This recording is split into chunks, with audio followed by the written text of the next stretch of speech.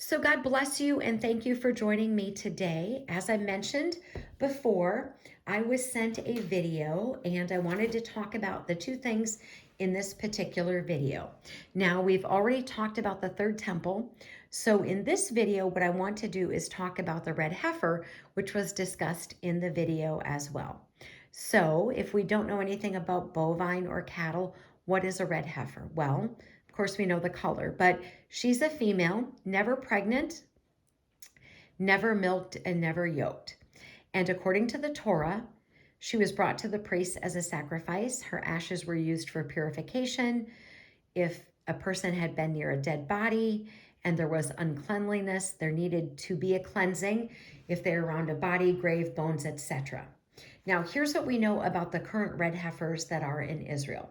In September of 2022, 5 of them were sent to Israel all from Texas, 1 from a place near Houston, and 4 from Rockwall.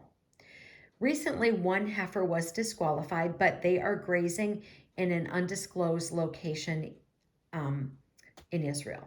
Now, here's what I heard. I don't know if this is true, but there's a reason that I'm telling you this because I think it's important. And just because it's on the internet doesn't make it true. So I don't know if it's true, but there is a story that they were bred to be without blemish. So if there was some sort of genetic manipulation that went on, the reason I'm even mentioning it is that I don't think that we need to manipulate or somehow finagle anything genetically to get that perfect red heifer that the Lord would need us to have. I don't think we need to do that.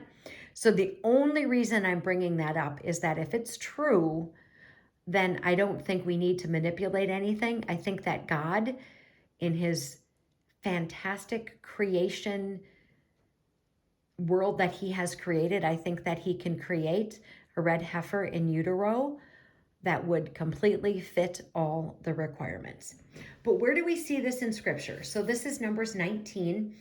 We don't have time to read all of this. I'm only going to read a portion.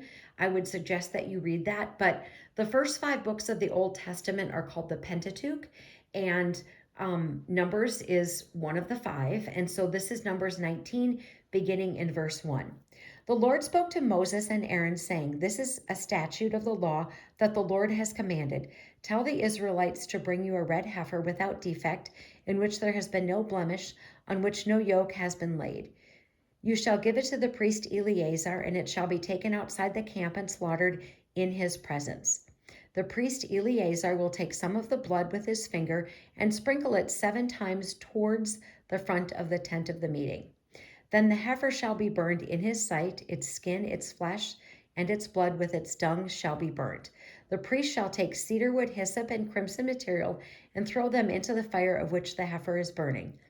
Then the priest shall wash his clothes and bathe his body in the water, and afterwards he may come into the camp, but the priest shall remain unclean until evening. The one who burns the heifer shall wash his clothes in water and bathe his body in water. He will remain unclean until evening. Then someone who is clean shall gather up the ashes of the heifer and deposit them outside the camp in a clean place, and they shall be kept for the congregation of Israelites for the water for cleansing. It is a purification offering. The one who gathers the ashes of the heifer shall wash his clothes and be unclean until evening. This shall be a perpetual statute for the Israelites and for the alien residing among them." So we see what God has commanded. It's a red heifer without defect, without blemish, with no yoke that has ever been laid upon it. So do we know if these red heifers, or if one of those red heifers is a red heifer that could fulfill this? I don't know.